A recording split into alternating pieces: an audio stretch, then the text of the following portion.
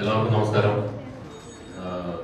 Art സ്ക്രീനിന്റെ ഒരു ചെറിയ official പൂജ പരിപാടി നമ്മൾ നടത്തുന്നു. പ്രിയപ്പെട്ട ഒരുപാട് ആളുകൾ എത്തിയിട്ടുണ്ട്. അപ്പം ചോദിച്ച ഒരുപാട് ചോദ്യങ്ങളുള്ള മറുപടിയായിട്ടായിരിക്കും ഈ സിനിമ വരാൻ പോകുന്നത്. നമ്മൾ 15-ാം തീയതി മുതൽ തുടങ്ങുകയാണ്.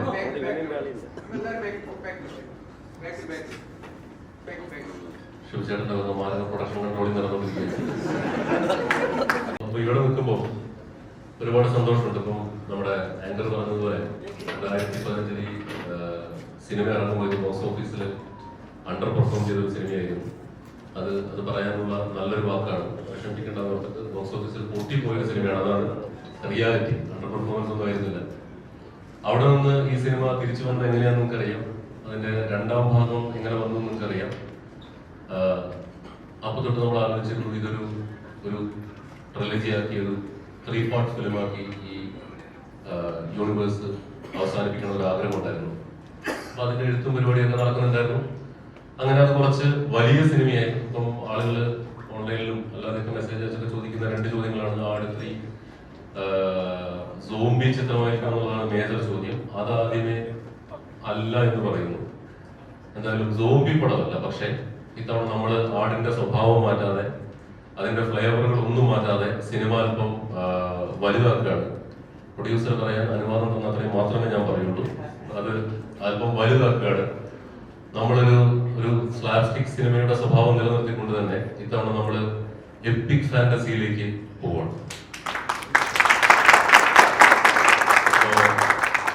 ഒരു സംവിധായകൻ എന്നുള്ള നിലയ്ക്ക് എനിക്കതിൽ ഭയങ്കര സന്തോഷമുണ്ട്. കാരണം അങ്ങനെ പെട്ടെന്ന് ചെയ്യാവുന്ന ഒരു ജോണറല്ല എപ്പിക് ഫാന്റസി. നിങ്ങൾക്കറിയാം, എപ്പിക് ഫാന്റസി എന്ന് പറയുമ്പോൾ ഓഫ് കോഴ്സ് ഫാന്റസി ഉണ്ടാവണം, പടത്തിനൊരു എപ്പിക് സ്വഭാവം ഉണ്ടാവണം. എന്റെ മനസ്സിൽ എപ്പിക് ഫാന്റസി എന്നൊക്കെ പറയുമ്പോൾ തന്നെ രാജാവും കുതിരകളും യുദ്ധങ്ങളും ഒക്കെ ആയിട്ടുള്ള ഒരു സിനിമയുടെ ചിത്രമാണ് വരിക.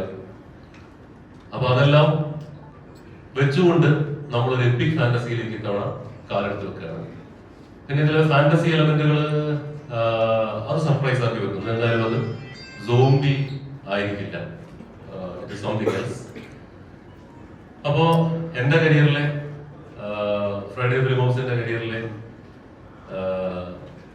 ഏറ്റവും വലിയ സിനിമ മെയ് 15-ന് തുടങ്ങാൻ പോകണം. അപ്പൊ അത് ഒരുപക്ഷെ വെൽക്കം മിസ്റ്റർ ഉണ്ണി.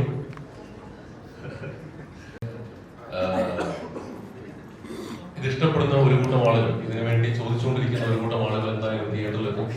ഇത്തവണ കണ്ടതിൽ നിന്നും അല്പം വ്യത്യസ്തമായ ഒരു സിനിമ കാണാനായിരിക്കും അവർ ആഗ്രഹിക്കുക. ആ വ്യത്യസ്തത നമ്മൾ ഡെലിവറി ചെയ്യാൻ പോവാണ്. മെയ് 15-ന് ഷൂട്ട് കൊടുക്കുകയാണ്. ആട് 1-ലും 2-ലുമുള്ള നിങ്ങൾ കണ്ടിട്ടുള്ള നിങ്ങൾക്ക് ഇഷ്ടപ്പെട്ട എല്ലാ ക്രിസ്മസ് വിളിക്കാനുള്ള പരിപാടിയിലാണ് ഞങ്ങൾ നിൽക്കുന്നത്. അപ്പൊ ഞാൻ ഇവിടെ അനൗൺസ് ചെയ്യുമ്പോൾ CG ഒക്കെ തീരുമെന്നുള്ള പ്രതീക്ഷയിലാണ്. ഇനി അങ്ങോട്ട് മാറിപ്പോയി കഴിഞ്ഞാൽ ഒന്നും വിചാരിക്കരുത്. കാരണം അത്രയും CG ഒക്കെ വരുന്ന സിനിമയാണ്. ഫാസ്റ്റ് ഓഫ് ലവ് ക്രിസ്മസ് ആണ് നമ്മുടെ പ്ലാൻ. റിലീസിംഗ് ഡേറ്റ് വെച്ച് ബാക്കോട്ട് പോയിക്കൊണ്ടിരിക്കുകയാണ്. പിന്നെ പറയാനുള്ളത്, ഇങ്ങനെ ഒരു വേദിയിലേക്ക് ഇതിന്റെ അണിയറ പ്രവർത്തകരായ ഞങ്ങളെയൊക്കെ കൊണ്ടെത്തിച്ച പ്രേക്ഷകരോടാണ്. കാരണം ആട് വന്നു കഴിഞ്ഞിട്ട് ഞാൻ ജയേട്ടനൊക്കെ വിളിച്ചിട്ട് ഞങ്ങൾ മറ്റ് സിനിമകൾ ചർച്ച ചെയ്യുമ്പോൾ ഒരു നിരാശ ഉണ്ടാവുമല്ലോ നമുക്ക്. പടം പൊട്ടി, ഇനി എന്ത് ചെയ്യുമെന്ന് അറിയില്ല, വിളിച്ചിട്ട് ആരും ഫോൺ എടുക്കുന്നില്ല എന്ന് തുടങ്ങിയ റിയാലിറ്റി ഒക്കെ നമ്മൾ അനുഭവിച്ചു വരുന്ന ഒരു സമയം. അപ്പൊ ചേട്ടനെ വിളിച്ചിട്ട് ചേട്ടാ നമുക്ക് ആ പടം ചെയ്താലോ ഈ പടം ചെയ്താലോ എന്ന് പറഞ്ഞ് ഞങ്ങൾ ഇങ്ങനെ ഫസ്റ്റ് ആയിട്ട് പല കഥകളും ആലോചിക്കുമ്പോൾ ഈ സിനിമ തിരിച്ചു വരുമെന്നോ, ഇദ്ദേഹം ഒരിക്കൽ കൂടി ഷാജി ബാബനായിട്ട് ഇറങ്ങേണ്ടി വരുമെന്നോ, സൈജു കുറുപ്പ് ഒരിക്കൽ കൂടി അറക്കിലും പോയിട്ട് വരേണ്ടി വരുമെന്നോ, ഇതിലെല്ലാ ക്യാരക്ടേഴ്സും ഇതുപോലെ തിരിച്ചു വരേണ്ടി വരുമെന്നോ ഞങ്ങൾ വിചാരിച്ചത് സംഭവിച്ചു കഴിഞ്ഞപ്പോൾ നമുക്കൊരു വലിയ സിനിമ ചെയ്യണം. പിന്നെ നമുക്കായിരുന്നു ഒരു 3-ാം ഭാഗം സംഭവിച്ചേ മതിയാവും. ഒരു ട്രിലജി ആയിട്ട് അവസാനിപ്പിക്കണമെന്നാണ് ആഗ്രഹം. അപ്പൊ അതിലേക്കുള്ള യാത്ര ഇവിടെ വരെ എത്തിച്ചു.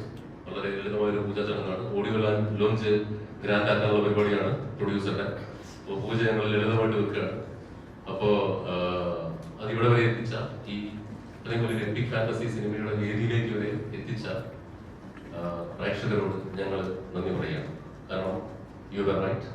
You gave us a second chance, and now it is the 3rd chance. And definitely, ഞങ്ങൾ ഡെലിവറി ചെയ്തിരിക്കും. അതിനുള്ള ശ്രമമാണ്.